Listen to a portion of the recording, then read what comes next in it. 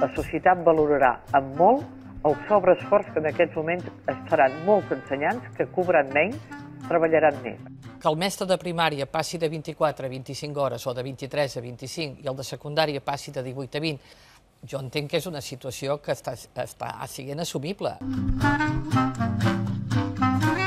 En concret, aquesta xifra rècord, dèiem, és l'any que té més alumnes de la història.